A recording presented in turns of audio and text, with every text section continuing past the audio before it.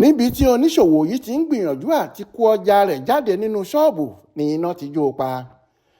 àájò ajé tí obìnrin oníṣòwò kan ṣe ti rán an sọ́run báyìí pẹ̀lú bó ṣe kú sínú iná níbi tó ti ń gbìyànjú láti kó àwọn ẹrù tó wà nínú ṣọ́ọ̀bù rẹ̀ jáde nígbà tí iná ńlá kan sọ nínú ọjà ìgbàlódé kan tó wà lágbègbè Gùso Central Market nípínlẹ̀ Zamfara.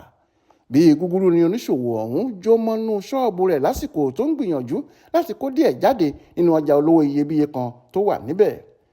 àṣálẹ́ ọjọ́ ìṣẹ́gun túsídẹ̀ẹ́ 30 oṣù kínní ọdún 2024 yìí níṣẹ̀lẹ̀ iná yìí wáyé lójijì nínú ọ̀kan lára àwọn ṣọ́ọ̀bù tó wà nínú ọjà ọ̀hún. káwọn èèyàn sì tó mọ ohun tó ń ṣẹlẹ̀, iná ọ̀hún ti fẹ́jú gidi gan tó sì bà ọ̀pọ̀ dúkìá àti ọjà olówó iyebíye jẹ́.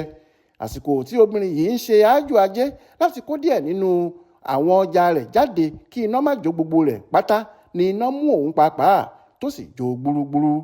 Aláròyé gbọ́ pé ọ̀pọ̀ nínú àwọn tó ní ṣọ́ọ̀bù nínú ọjà ìgbàlódé ọ̀hún ni wọ́n ti lọ sílé kó tó di pé iná ọ̀hún bẹ̀rẹ̀ sí í jó.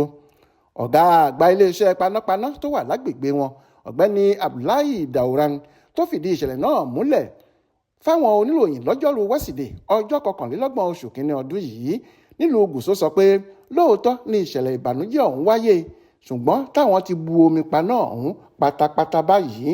ó ní àwọn aráàlú kan tí wọ́n mọ̀ sí ìṣẹ̀lẹ̀ láabi ọ̀hún ni wọ́n sáré pè wá lórí fóònù pé iná ti ń jó àwọn ṣọ́ọ̀bù ìgbàlódé ọ̀hún.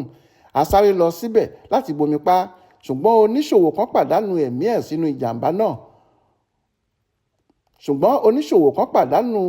sínú ìjàmbá náà ká tó débẹ̀ rárá. níbi tó ti ń gbìyànjú láti kó díẹ̀ lára ẹrù rẹ̀ kúrò nínú ṣọ́ọ̀bù ọ̀hún ni iná ọ̀hún ti ká a mọ́bẹ̀ tó sì jó pa pátápátá. a ti ń ṣèwádìí nípa ohun tó ṣokùnfà ìṣẹ̀lẹ̀ iná ọ̀hún o, a sì tún máa sọ iye owó ọjà àti dúkìá tí iná ọ̀hún bàjẹ́ fáwọn aráàlú lópin ìwádìí wa. Adéwálé Adéoyè ló ṣàkójọpọ̀ ìròyìn ọ̀hún fún Aláròyé online television.